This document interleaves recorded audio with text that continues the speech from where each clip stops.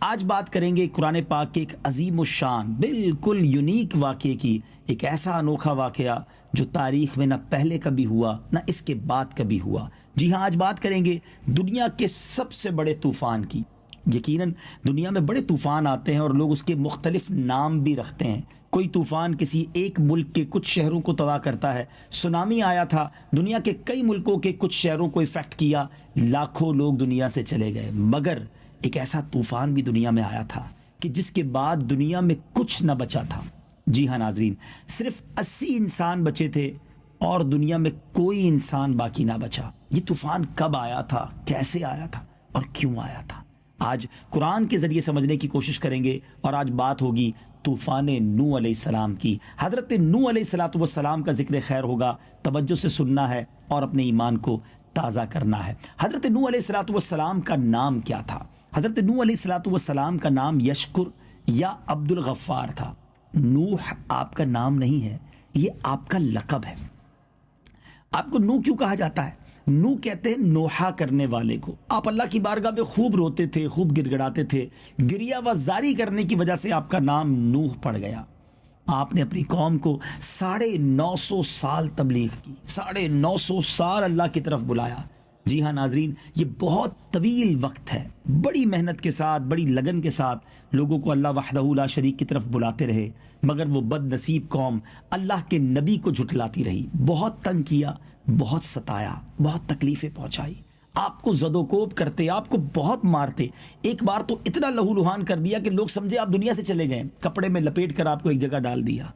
اللہ اکبر! مگر آپ اپنی قوم کے لیے ہلاکت کی دعا نہ کرتے تھے۔ آپ کہتے یہ قوم، اس کے بعد والے لوگ مجھے مان جائیں گے۔ اللہ والے ایسے ہی ہوتے ہیں ناظرین۔ اور اب کیا ہوا؟ آپ کی قوم سے صرف 80 لوگ، یعنی آپ کو ملا کر، آپ کے گھر والے ملا کر صرف 80 لوگ اللہ وحدہ لا شریک پر ایمان لائے۔ 950 سال کی کوشش ہے اور 80 لوگ ایمان لاتے ہیں۔ آپ کو آدم ثانی بھی کہا جاتا ہے، اور اس کی وجہ یہ ہے کہ آپ کی نسل سے ہی باقی دنیا دوبارہ آباد ہوئی۔ یہ 80 لوگ ہی دنیا میں بچ گئے تھے جو آپ کے خاندان کے لوگ تھے، مگر جو نسل انسانی چلی وہ حضرت نوح علیہ السلام کی اولاد کے ذریعے چلی۔ گویا حضرت نوح علیہ السلام کی اولاد میں ہی باقی سارے انبیاء بھی تشریف لائے۔ حضرت نوح علیہ السلام چوتھے نبی تھے، یاد رہے، اور کفار کی طرف بھیجے جانے والے اللہ کے پہلے رسول تھے۔ حضرت نوح علیہ السلام کے واقعات قرآن پاک کی کئی صورتوں میں مذکور ہیں، یعنی سورہ اعراف، سورہ یونس، سورہ ہود، سورہ انبیاء، سورہ مومنون، سورہ شعراء، سورہ عنکبوت، سورہ صافات، سورہ قمر اور سورہ نوح۔ سبحان اللہ، اتنے مقامات پر حضرت نوح علیہ السلام کا تذکرہ ہے، مگر تفصیل کے ساتھ جو طوفان نوح کا واقعہ ہے یہ قرآن پاک کے 12ویں پارے کی سورہ ہود میں موجود ہے۔ آئیے سورہ ہود کی ان چند آیتوں کی تلاوت سنتے ہیں جس میں اللہ تبارک و تعالیٰ نے اس واقعے کی بڑے شاندار انداز میں تفصیل بیان فرمائی۔ وَأُوحِيَ إِلَى نُوحٍ أَنَّهُ لَن يُؤْمِنَ مِن قَوْمِكَ إِلَّا مَن قَدْ آمَنَ فَلَا تَبْتَئِسْ بِمَا كَانُوا يَفْعَلُونَ وَاصْنَعِ الْفُلْكَ بِأَعْيُنِنَا وَوَحْيِنَا وَلَا تُخَاطِبْنِي فِي الَّذِينَ ظَلَمُوا إِنَّهُمْ مُغْرَقُونَ وَيَصْنَعُ الْفُلْكَ وَكُلَّمَا مَرَّ عَلَيْهِ مَلَأٌ مِّن قَوْمِهِ سَخِرُوا مِنْهُ قال إن تسخروا منا فإنا نسخر منكم كما تسخرون فسوف تعلمون من يأتيه عذاب يخزيه ويحل عليه عذاب مقيم۔ اور نوح کو وحی ہوئی کہ تمہاری قوم سے مسلمان نہ ہوں گے مگر جتنے ایمان لا چکے، تو غم نہ کھا اس پر جو وہ کرتے ہیں، اور کشتی بنا ہمارے سامنے اور ہمارے حکم سے، اور ظالموں کے بارے میں مجھ سے بات نہ کرنا، وہ ضرور ڈبائے جائیں گے۔ اور نوح کشتی بناتا ہے، اور جب اس کی قوم کے سردار اس پر گزرتے، اس پر ہنستے بولا اگر تم ہم پر ہنستے ہو تو ایک وقت ہم تم پر ہنسیں گے جیسا تم ہنستے ہو، تو اب جان جاؤ گے کس پر آتا ہے وہ عذاب کہ اسے رسوا کرے، اور اترتا ہے وہ عذاب جو ہمیشہ رہے۔ ناظرین، اب آپ کو اللہ تبارک و تعالیٰ کی طرف سے حکم مل چکا تھا کہ آپ کشتی تیار کریں۔ یہ بڑا عجیب و غریب، یوں سمجھیے کہ ایک ایسا معاملہ تھا کہ دنیا میں کشتیاں وہاں بنتی ہیں جہاں سمندر ہوں، جہاں نہریں ہوں۔ کچھ کنٹریز لینڈ لاک ہوتی ہے، کچھ ملک ایسے ہوتے ہیں جہاں سمندر نہیں ہوتا، نہریں بھی نہیں ہوتی، تو وہاں پانی نہیں ہوتا تو کشتیاں بھی نہیں بنتی۔ مگر آپ کو حکم ملا تھا، آپ ایسے ملک میں تھے جہاں پانی نہیں تھا، سمندر نہیں تھا، اور آپ نے پہلے تو درخت لگائے، ساگوان کے درخت لگائے جو ایک روایت کے مطابق 100 سال میں جا کے بڑے ہوئے۔ پھر آپ نے اس کی لکڑیاں کاٹی اور اس سے بہت بڑی کشتی بنانا شروع کی۔ جنگل میں آپ کشتی بناتے تھے تو آپ کی قوم کے لوگ آ کر آپ کا مذاق اڑاتے کہ تم کشتی بنا رہے ہو، یہاں تو پانی نہیں ہے۔ پہلے تم کہتے تھے میں اللہ کا نبی ہوں، اور اب تم نے بڑھئی کا کام شروع کر دیا، معاذ اللہ کارپینٹر کا کام شروع کر دیا ہے۔ آپ کہتے جتنا ہنسنا ہے ہنس لو، ایک وقت آئے گا جب اللہ کا عذاب آئے گا تو تم پر ہنسا جائے گا۔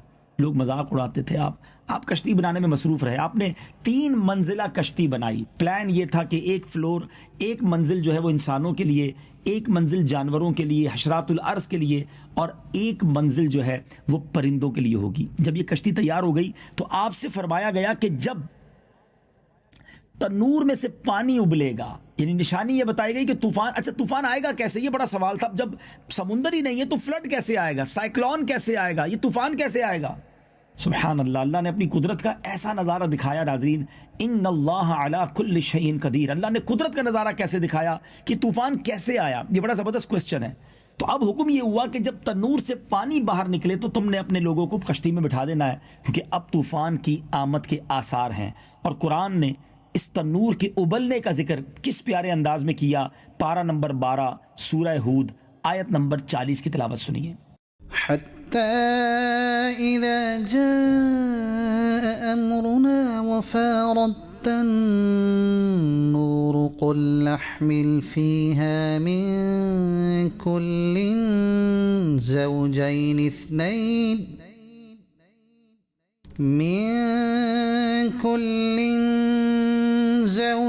اثنين وأهلك إلا من سبق عليه القول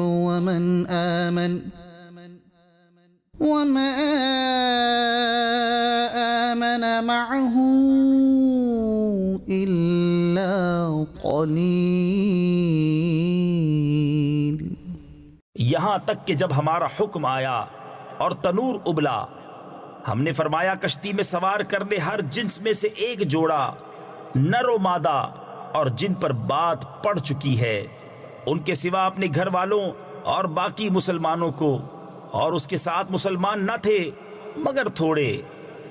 اب جیسے ہی تنور سے پانی ابلنا شروع ہوا، کشتی میں لوگوں کو آپ نے بٹھانا شروع کیا، پرندوں کو جمع کیا، درندوں اور وحوش کو، یعنی جانوروں کو بھی، نر اور مادہ کا ایک جوڑا، سب کا آپ نے ایک جوڑا آپ نے کشتی میں سوار کر لیا۔ اب آپ کی کشتی میں سوار ہونے کے لیے بچھو اور سانپ بھی آئے، تو آپ نے انہیں روک دیا کہ تم سوار نہ ہو، تمہاری وجہ سے ہمارے سواروں کو تکلیف ہوگی۔ تو انہوں نے کہا حضور ہمیں اجازت دے دیجئے، ہم وعدہ کرتے ہیں کہ جو شخص سلام علی نوح فی العالمین، ناظرین یہ وظیفہ اسکرین پر آپ کو نظر آ رہا ہے، میں پھر پڑھ دیتا ہوں، سلام علی نوح فی العالمین پڑھ لے گا، ہم دونوں اس کو ضرر نہیں پہنچائیں گے۔ آپ نے ان کو بھی کشتی پر بٹھا لیا۔ سبحان اللہ، اگر کبھی جنگل میں ہیں، کبھی گاؤں میں ہیں، ایسی جگہ پر جہاں سانپ بچھو ہوتے ہیں، یہ پڑھ لیا کریں، انشاءاللہ کبھی یہ سانپ بچھو آپ کو نہیں کاٹیں گے۔ سلام علی نوح فی العالمین۔ بہرحال اب آپ نے کشتی پر سوار تو کر لیا، مگر پھر طوفان کیسے آیا؟ کیا ایک تنور سے، روٹی پکانے کے تنور سے اتنا پانی نکل آیا؟ نہیں، اب موسلا دھار زبردست بارش شروع ہو گئی۔ 40 دن اور 40 راتیں بارش ہوتی رہی۔ نہ صرف آسمان سے پانی برسا بلکہ زمین پھٹی اور زمین سے بھی چشمے ابلنے شروع ہو گئے، اوپر سے بھی پانی، نیچے سے بھی پانی، اور کتنا پانی! ریئلائز کریں، زمین پر صرف پانی تھا، 40 گز اونچے پہاڑ ڈوب گئے، صرف کشتی کے لوگ بچ گئے، باقی زمین پر سب ختم ہو گیا۔ یہ اس بارش کا تذکرہ پانی کیسے آیا وہ بھی اللہ تبارک و تعالیٰ نے قرآن میں بیان فرمایا۔ آئیے پارہ نمبر 27 سورہ قمر کی آیت نمبر 11 اور 12 کی تلاوت اور ترجمہ سنتے ہیں۔ ففتحنا أبواب السماء بماء منهمر وفجرنا الأرض عيونا فالتقى الماء على أمر قد قدر تو ہم نے آسمان کے دروازے کھول دیے زور کے بہتے پانی سے اور زمین چشمے کر کے بہا دی تو دونوں پانی مل گئے اس مقدار پر جو مقدر تھی۔ اب ناظرین طوفان کتنا زوردار تھا، طوفان کی موجوں کی طغیانی کتنی تھی، قرآن نے اس کو بھی کس پیارے انداز میں بیان کیا ہے، قرآن نے اس کو بھی کس انداز میں بیان کیا ہے۔ آئیے قرآن پاک کے پارہ نمبر 12 سورہ ہود کی آیت نمبر 42 کی تلاوت سنیے۔ وهي تجري بهم في موج كالجبال ونادى نوح ابنه وكان في معزل يا بني اركب معنا ولا تكن مع الكافرين۔ اور وہ انہیں لے جا رہی ہے ایسی موجوں میں جیسے پہاڑ، اور نوح نے اپنے بیٹے کو پکارا اور وہ اس سے کنارے تھا، اے میرے بچے ہمارے ساتھ سوار ہو جا اور کافروں کے ساتھ نہ ہو۔ حضرت نوح علیہ السلام کشتی پر سوار ہوئے، کشتی طوفان کی موجوں میں اس کے تھپیڑوں سے ٹکراتی ہوئی برابر چلی جا رہی تھی۔ آپ نے کشتی میں سوار ہوتے وقت دعا کون سی پڑھی تھی؟ آج بھی جب کشتی میں سوار ہوں آپ نے بھی یہ دعا پڑھنی ہے۔ اسکرین پر آپ دیکھیں گے بسم اللہ مجریہا و مرساہا ان ربی لغفور الرحیم، یہ قرآن پاک کی آیت ہے، سورہ ہود کی آیت نمبر 41 ہے۔ ترجمہ کنز ایمان، اللہ کے نام پر اس کا چلنا اور اس کا ٹھہرنا، بے شک میرا رب ضرور بخشنے والا مہربان ہے۔ 6 مہینے تک کشتی کے لوگ کشتی میں رہے، ساری دنیا میں پانی تھا۔ آپ کی ایک بیوی تھی وائلہ جو مسلمان نہ تھی، وہ بھی غرق ہو گئی۔ آپ کا ایک بیٹا تھا کنعان، آپ نے اپنے بیٹے کو بلایا کہ بیٹا آ جاؤ کشتی میں سوار ہو جاؤ، اس کے دل میں ایمان نہیں تھا، منافقت تھی، کہا میں بابا جان ایک پہاڑ پر چڑھ کر طوفان سے بچ جاؤں گا۔ آپ نے سمجھایا کہ بیٹا آج اللہ کا عذاب ہے، کوئی نہ بچ پائے گا، مگر وہ نہ مانا، وہ بھی غرق ہو گیا، وہ بھی ایمان والا نہیں تھا۔ بہرحال یہ کشتی 6 مہینے زمین پر گھومتی رہی، موجوں کے تھپیڑوں میں چلتی رہی، اور سبحان اللہ یہ وہ کشتی ہے جس نے کعبے کا طواف کیا۔ جی ہاں، دنیا میں ایک ہی وہ بے جان چیز ہے جس نے کعبے کا طواف کیا، اور وہ کشتی حضرت نوح علیہ السلام کی تھی۔ بہرحال 6 مہینے کے بعد وہ کشتی پہاڑ کوہ جودی پر جا کر ٹھہری۔ اب پانی اترنا شروع ہوا، اللہ نے حکم دیا زمین کو کہ پانی کو پی لے۔ اب پانی اترنا شروع ہوا، 80 لوگ اور چند جانور، چند پرندے اس سرزمین پر کوہ جودی پر اترے، اور ان لوگوں نے ایک بستی بسائی، جس بستی کو سمانین کہا جاتا ہے۔ سمانین عربی میں 80 کو کہتے ہیں۔ 80 لوگوں کی وہ آبادی تھی، اور دنیا وہیں سے چلنا ایک بار پھر شروع ہوئی۔ اسی لیے حضرت نوح علیہ السلام کو آدم ثانی کہا جاتا ہے۔ اب زمین سے جب پانی اترنے لگا تو حضرت نوح علیہ السلام نے اب یہ معلوم کرنا چاہا کہ زمین کے حالات کیا ہیں، کہاں کہاں پانی ہے اور کہاں اتر چکا ہے۔ آپ نے چاہا کہ کوئی پرندہ جا کر بتائے کہ کیسے یہ کہاں تک پانی ہے اور کہاں نہیں ہے، تو مرغی نے اپنی خدمات پیش کی، آپ نے اپنی مہر لگا دی اس پر، اور فرمایا کہ تجھ پر میری مہر ہے، تو پرندہ ہونے کے باوجود بھی لمبی اڑان نہ اڑ سکے گی، بلکہ میری قوم جو ہے، میری اولاد جو ہے اس سے فائدہ اٹھائے گی۔ اور ایسا ہی ہوا، مرغی آج اڑ نہیں پاتی ہے۔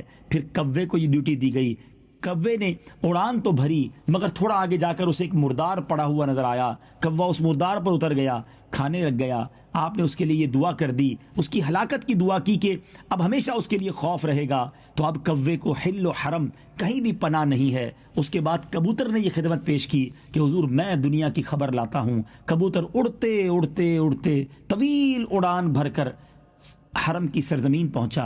وہاں جا کر اس نے دیکھا کہ پانی اتر چکا ہے۔ وہ حرم کی سرزمین پر نیچے اترا، اس کے پیروں پر سرخ مٹی لگ گئی، اور اب واپس آ کر اس نے بتایا کہ حضور حرم کی زمین پر پانی اتر چکا ہے۔ پیر اس کے سرخ ہو چکے تھے. اب اس نے عرض کی حضور مجھے حرم ہی کی خدمت دے دیجئے, وہیں سکونت کی اجازت دے دیجئے. آپ نے کبوتر کے لیے دعا کی. اس کے گلے میں ہار یعنی گویا ایک نشان ہوتا ہے, آپ دیکھتے ہیں یہ بھی حضرت نوح علیہ السلام کی دعا ہے. اس کے پیروں کا رنگ جو لال ہوتا ہے, گویا سرخ خضاب بھی اسے عطا فرمایا کیونکہ اس نے اللہ کے نبی کی خدمت کی, فرما برداری کی. کبوتر آج مکے اور مدینے میں بھی نظر آتے ہیں. ناظرین یہ واقعہ میں نے آپ کو بڑی تیزی کے ساتھ سنایا ہے, ورنہ بڑی تفصیل کے ساتھ قرآن پاک میں یہ موجود ہے. اور سورہ ہود کی آپ ضرور تلاوت کریں, ترجمہ پڑھیں, تفسیر پڑھیں, تاکہ یہ تفصیل سے واقعہ آپ جان سکیں. اور پھر حضرت نوح علیہ السلام کی برکت سے اس دنیا میں پھر آبادی کا سلسلہ شروع ہوا. ناظرین اب اس واقعے سے سبق کیا ملتا ہے؟ اس واقعے سے بہت سارے اسباق ملتے ہیں. پہلا میسج تو یہ ہے کہ ہمت نہیں ہارنی چاہیے. 950 سال کی سٹرگل, 950 سال کی کوشش اور 80 لوگ ایمان لائے. نیکی کے کام میں مشکل آتی ہے, پریشان نہیں ہونا چاہیے. اللہ والوں نے بڑی ہمت کے ساتھ کام کیا ہے. نیکی کرنے والے ویسے بھی تھوڑے ہوتے ہیں. آج گناہوں کی طرف دیکھیں, لائن لگی ہوئی ہوتی ہے. مسجد میں کتنے لوگ آتے ہیں, تو مسجد میں جانے والوں کو ہمت نہیں ہارنی چاہیے.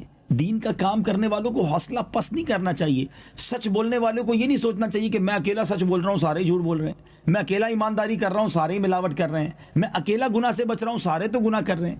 دیکھیں نیکی کے راستے کی طرف آنے والے تھوڑے ہی ہوتے ہیں. اللہ کے پسندیدہ بندے ہیں نا, تو ہمت نہیں ہارنی. یہ اللہ والوں کا طریقہ ہے. اپنے حصے کا دیا جلائے رکھیں, اپنے حصے کا چراغ جلائے رکھیں.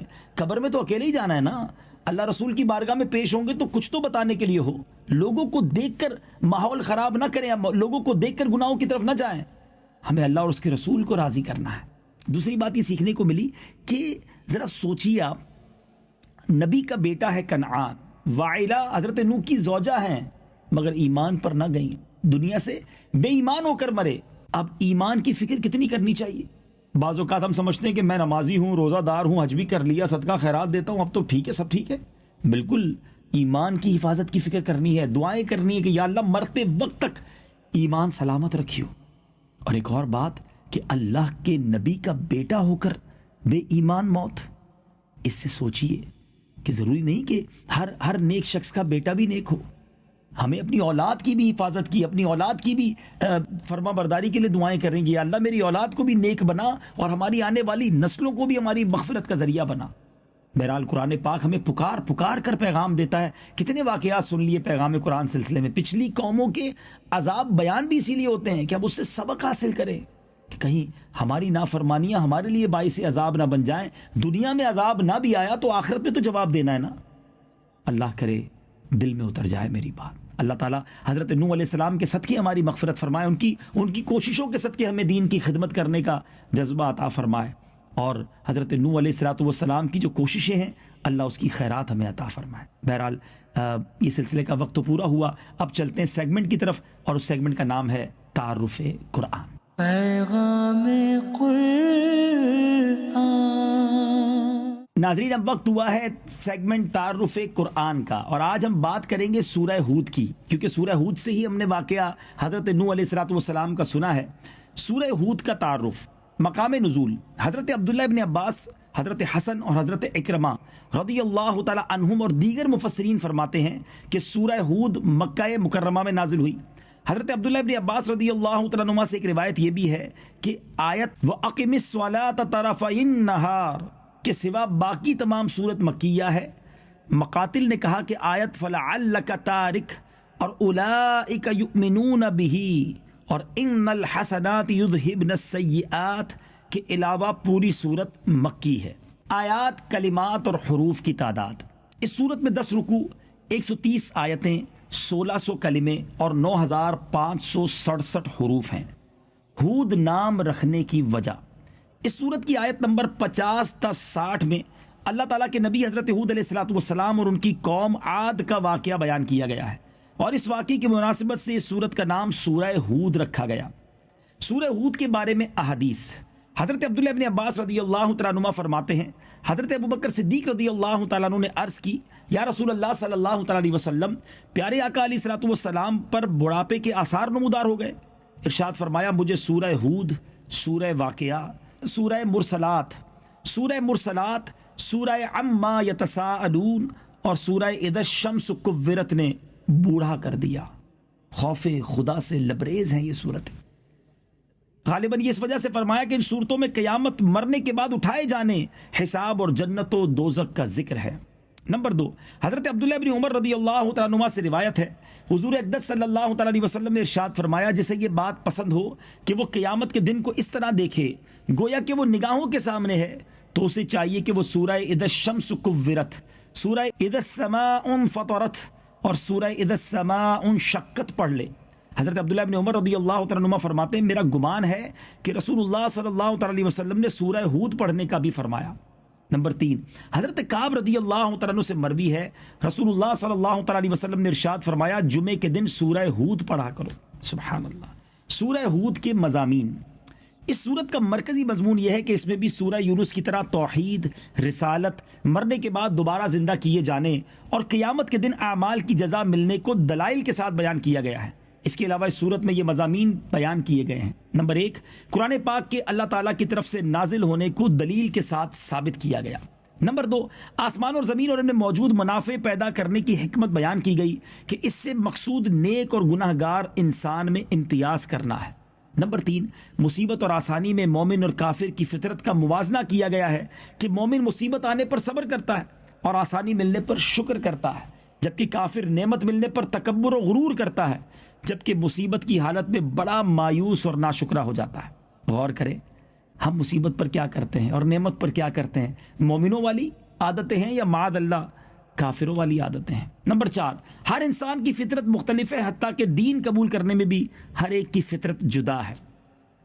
نمبر 5، کفار کی طرف سے پہنچنے والی اذیتوں پر اللہ تعالیٰ نے اپنے حبیب صلی اللہ تعالیٰ علیہ وسلم کی تسلی کے لیے سابقہ انبیاء کے واقعات بیان فرمائے، اور ان واقعات میں بھی مسلمانوں کے لیے عبرت اور نصیحت ہے۔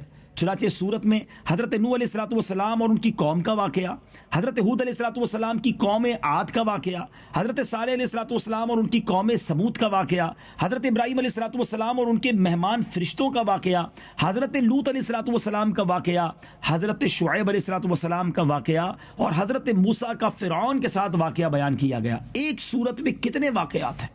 اللہ کرے کہ ہم قرآن پڑھنے والے بن جائیں۔ سورہ ہود کی اپنے سے ماقبل صورت سورہ یونس کے ساتھ مناسبت یہ ہے کہ یہ معنی، موضوع، ابتدا اور اختتام میں سورہ یونس کے موافق ہے، اور سورہ یونس میں جن اعتقادی امور اور انبیاء کرام کے واقعات کو اجمالی طور پر بیان کیا گیا ہے، سورہ ہود میں انہیں تفصیل کے ساتھ بیان کیا گیا ہے۔ اللہ پاک مجھے اور آپ کو برکت نصیب فرمائے، قرآن پڑھنے والا بنائے، قرآن سمجھنے والا بنائے، اور اس واقعے سے خوب عبرت حاصل کرنا نصیب فرمائے۔ مدنی چینل دیکھتے رہیے، اگلے پروگرام میں ایک بار پھر ملاقات ہوگی۔ صلو علی الحبیب صلی اللہ تعالی علی محمد صلی اللہ علیہ وسلم۔